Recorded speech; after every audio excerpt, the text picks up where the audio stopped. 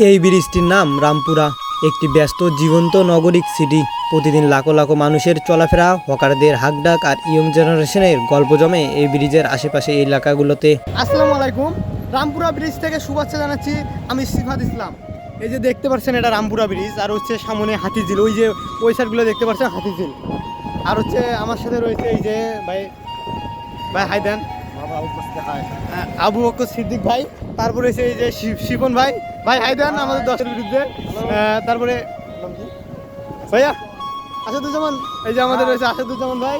তারপরে এই যে দেখতে পাচ্ছেন হাতিঝিলে, মানে ব্রিজটার মধ্যে নিচে দেখতে পাচ্ছেন এই যে, আর হাতিঝিল ব্রিজটার যে একটা ভিউ, এই যে এখান থেকে ওই যে হাতিঝিল ব্রিজ, ওই যে ওই সামনে যে একটা ব্রিজ দেখা যাচ্ছে, ওই যে সামনে এই গাড়ির ওই সাইডে আর কি, একটু দূরে হয়।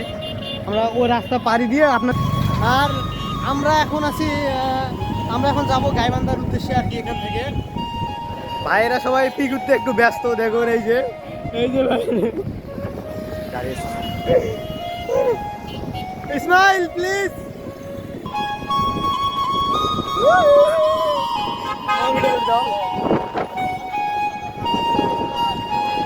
আমরা সবাই আসছি ঘুরতে হাতিরঝিল, মতিঝিল।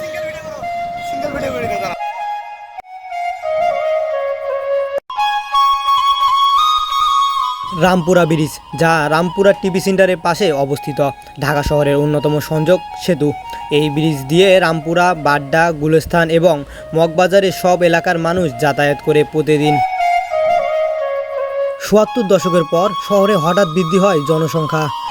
এর ফলে অনেক সময় যাতায়াতের ভোগান্তি হতো।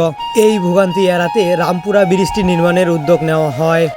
এই আশেপাশে ফুটপাতগুলো দেখছেন, এই ফুটপাতগুলো শুধু হেঁটে যাওয়ার জায়গা নয়, এটি অনেক মানুষের জীবিকার উৎস। এখানে হকারদের প্রতিদিন বিভিন্ন পণ্য বিক্রয় করেন, কিন্তু কখনো কখনো ফুটপাত দখল হয়ে যায়, তখন মানুষকে রাস্তা দিয়ে হেঁটে যেতে হয়। পথচারীরা চলাফেরার ভোগান্তি সৃষ্টি হয়।